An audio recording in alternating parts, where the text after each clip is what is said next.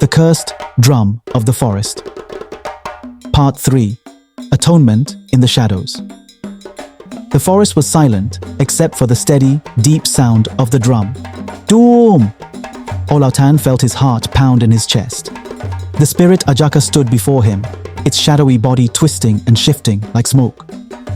It had no face, but Olautan could feel it watching him. One life, for all, the spirit said, or the village suffers. The air felt heavy. The trees whispered. The ground shook beneath their feet. Ajaka was not asking. It was demanding. Olautan swallowed hard. His hands were shaking. His legs felt weak. Was this how it was going to end? Was he going to die tonight? Ikun's plea. Ikun's face was pale. His eyes were wide with fear. He grabbed Olautan's shoulders. Ola, we can't do this, he whispered. We can't just give you away. Olautan said nothing. He was too busy thinking. If he refused, Ajaka would take someone else. Maybe his mother, maybe Ekun, maybe even the whole village. Could he really let that happen? Ekun's hands tightened. His voice shook. There has to be another way, he said. There has to be. Olautan looked at Baba Odan. The elder's face was dark with worry. His hands clenched his staff, his mind racing. There is always another way, Baba Odan said. But it may not be easy. Olautan's chest tightened. Tell me, he said. Tell me what I must do. Baba Odan turned to the spirit. He took a deep breath and spoke with authority. Ajaka, he said, the boy played your drum, but he did not know the price. He did not know your laws. The spirit tilted its head, listening. Ignorance does not erase the debt, it whispered. The drum has been played. A price must be paid. Baba Odan nodded. Then let us bargain. Ajaka was silent for a long time. Then it laughed softly. Bargain, it said. With a god? Olautan felt a chill run down his spine. Ajaka took a slow step forward. Tell me, old one, what do you offer? Baba Odan's voice was strong. Take something else, not a life, a task. The spirit's shadowy body shifted. A task? Yes, Baba Odan said. Instead of taking Olautan, let him complete a trial. Let him prove himself. Let him earn his freedom. The forest whispered. The trees groaned. Ajaka was thinking. Then, after a long silence, the spirit spoke. Very well, it said. A task then. But know this. If force he fails, the price will be doubled. Olautan's breath caught in his throat. Doubled, Ekun whispered. What does that mean? Baba Odan's face was grim. It means that if Olautan fails, the spirits will take 2 lives instead of 1. Ekun shook his head wildly. No, no, this is too dangerous. Olautan took a deep breath. Then he stepped forward. I accept, he said. Ekun gasped. Ola, don't! Olautan looked at his best friend. I have to. He turned back to the spirit. Tell me what I must do. The forest shifted. The ground trembled. Ajaka raised its hand. You will enter the shadow world, it said. There, you will find the lost drum of the gods. Bring it back before sunrise, and you will be free. Olautan's chest tightened. And if I don't? Ajaka's voice was soft. Then you will never return. Ekun grabbed Olautan's wrist. You don't have to do this. Olautan smiled weakly. I do. Ekun's eyes filled with tears. But what if you don't come back? Olautan gripped his friend's shoulder. Then you must live for both of us. Before Ekun could say another word, Ajaka raised its arm. A shadow rose from the ground, wrapping around Olautan's feet, pulling him down into the darkness. The last thing he heard was Ekun screaming his name. Then, everything went black. Olautan woke up somewhere else. The air was cold. The sky was dark purple, like the time just before dawn. He was standing in the middle of a strange land. The trees were black and twisted, and their leaves whispered in voices he could not understand. A river of mist flowed beside him, but there was no water, just endless, swirling fog. And in the distance, the drum. Not the cursed drum from the forest, a different drum. A drum made of silver, shining like the moon. Olautan's chest tightened. The lost drum of the gods, he whispered. He had to reach it before sunrise, before it was too late. Olautan started walking, his feet careful on the strange ground. But he was not alone. The shadows moved around him, shifting, whispering, watching. A mortal. He does not belong here. He seeks the drum. Olautan kept his head down. "Do not stop walking," Baba Odan had said. So he didn't. Even when the shadows came closer, even when the whispers became voices, even when the ground began to shake beneath his feet, he did not stop, because the drum was waiting for him. And if he failed, he would never go home again. Olautan stood frozen in the shadow world, his breath coming out in short, nervous gasps.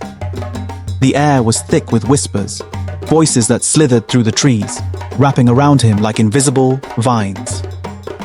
The trees were tall and black, their twisted branches reaching for the sky like frozen hands. The ground was soft and cold, sinking slightly beneath his feet. And ahead, in the distance, the silver drum shimmered under the dark purple sky. The lost drum of the gods, Olautan whispered. He had to reach it before sunrise, before the spirits claimed him forever. As he took his first step, the voices around him grew louder. "A mortal walks among us. He seeks what does not belong to him. Shall we stop him?" Olautan clenched his fists and kept walking. "Do not stop walking," Baba Odan had said. "No matter what you hear, no matter what you see, do not turn back." But the shadows were moving now. They slid across the ground, shifting like liquid darkness. Some took shapes, figures with long arms and hollow faces, watching him with eyes that did not exist. One of them stepped forward, its voice soft like the wind. "Why do you come here, boy?" Olautan kept his gaze fixed ahead. "I have come to take the drum." A low murmur spread through the shadows, a ripple of laughter, dark and empty. "The drum is not yours. It belongs to the gods. Turn back now, while you still can." Olautan swallowed hard. His chest tightened with fear, but he forced his feet to move forward. He would not turn back. Not now. As he walked, the ground beneath him changed. One moment, it was soft like mud. The next, it was sharp as stone, cutting at his feet. Then, without warning, it disappeared completely. Olautan gasped as he fell. He tumbled through the air, his arms flailing, the shadows laughing around him. Then, thud, he landed on solid ground. Dizzy and breathless, he pushed himself up, looking around. The trees were gone, the whispers were gone, but ahead of him, 3 paths stretched before him. Each one was different. One was a bridge of fire. The flames danced and roared, filling the air with heat. One was a river of darkness. It swirled and shifted, moving like ink in water. One was a road of bones. The bones cracked and crunched, as if unseen feet were walking on them. Olautan's chest tightened. A test, he realized. Ajaka had set traps. He had to choose wisely, because the wrong path would mean death. Olautan stepped closer, his heart pounding. The bridge of fire, too dangerous. He could feel the heat from where he stood. If he stepped on it, he would be burned alive. The river of darkness, too uncertain. He did not know what was inside. If he stepped in, he might sink forever. The road of bones. It looked the safest, but something about it felt wrong. Then, from the shadows, a whisper came. "Choose, mortal, but choose well." Olautan clenched his fists. He had no time to waste. Then, he remembered Baba Odan's words. The path of truth is often the most painful. Pain. That meant the easy path, the bones, was likely a trap. He looked at the river of darkness. Darkness hides many things, but also the truth. He took a deep breath and stepped into the river. The moment his foot touched the river, coldness wrapped around him like icy hands. Olautan sank into the darkness, his breath catching in his throat. The water was thick, heavy, pulling him down. For a moment, panic filled his chest. Then, visions flashed before his eyes. He saw Ajaka's past, a time before the drum was cursed, a time when Ajaka was a man, not a spirit. He saw a young warrior, dressed in fine robes, standing before a great king. He held the drum of the gods, the same silver drum Olautan now sought. The king's voice boomed, angry. "You have played the sacred drum without permission. You have taken its power for yourself." Ajaka fell to his knees, pleading. "I did not know. I did not mean to anger the gods." But the king did not forgive. "You shall be cursed forever," he declared. "Your spirit shall be bound to the drum. Any who play it shall suffer as you have suffered." Olautan's heart raced. Ajaka was cursed, just like me, he realized. That's why the drum brings misfortune. It is not the drum. It is Ajaka's pain. Then, the vision vanished, and Olautan found himself standing on solid ground again. The river was gone. Ahead of him, the silver drum waited. Olautan walked forward, his legs weak but determined. He reached out and placed his hands on the cool silver surface of the drum. It vibrated beneath his fingers, alive. "Take it," a voice whispered. Olautan hesitated. Ajaka's voice, software, weak, no longer filled with anger. "Take the drum and free me." Olautan's chest tightened. He knew what he had to do. He lifted the drum, and the world shattered. Olautan stood still, his hands pressed against the silver drum. It was cool under his fingertips, yet it hummed with power, vibrating gently, as if it was breathing. Behind him, the shadow world was eerily silent. The whispers had faded. The shadows had stopped moving. He had reached the final trial, and now he had a choice to make. "Take the drum and free me." The voice was soft, weak, tired, nothing like the booming, fearsome spirit that had threatened him before. Olautan swallowed hard. Ajaka? The air shifted. The darkness around him rippled, like a wave had just passed through it. "I am here, and I am not here," the voice murmured. "You have seen the truth. You have seen my curse."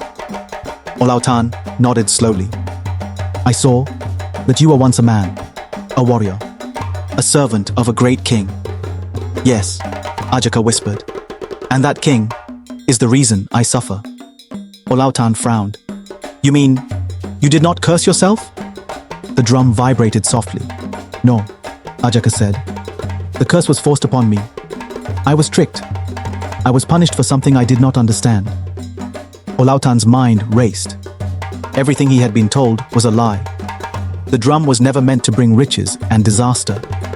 The drum was never cursed on its own.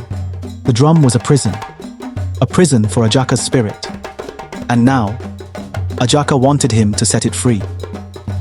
Olautan stared at the silver drum.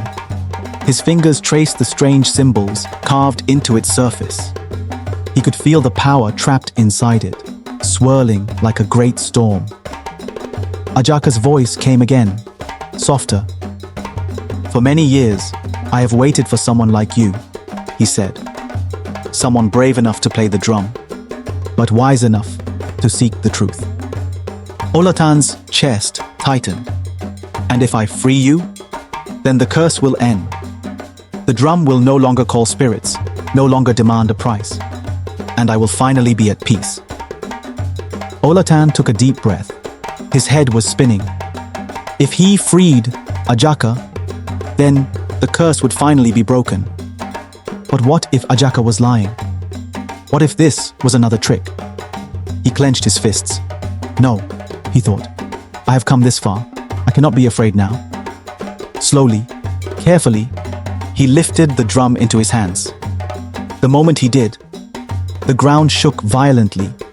A loud crack split the air, like thunder in the sky.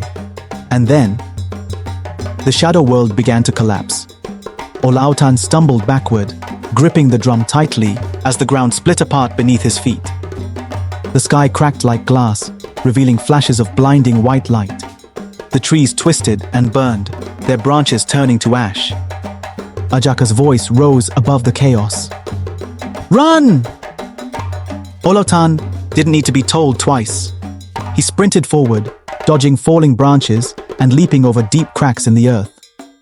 The whole world was falling apart around him. The shadows screamed in fury.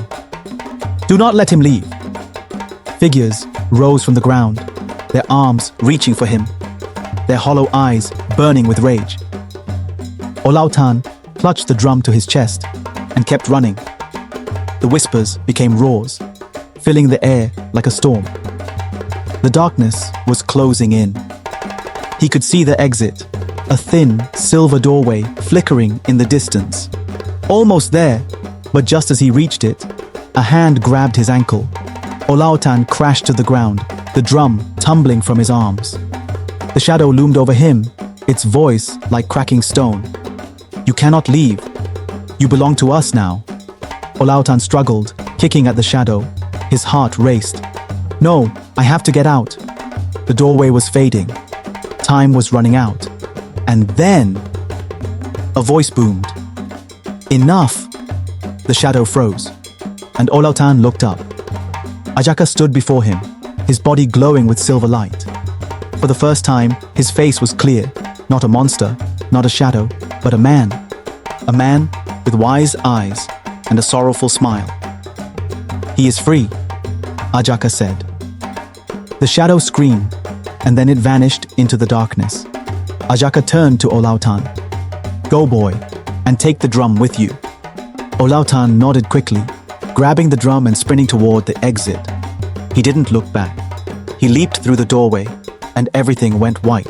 Olautan's body hit the ground hard.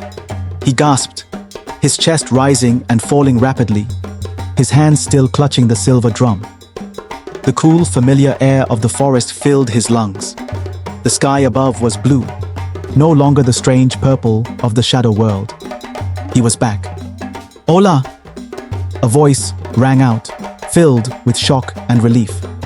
He turned and saw Ikun running toward him, his face filled with pure joy. You did it! You came back! Olautan tried to speak, but his throat was dry.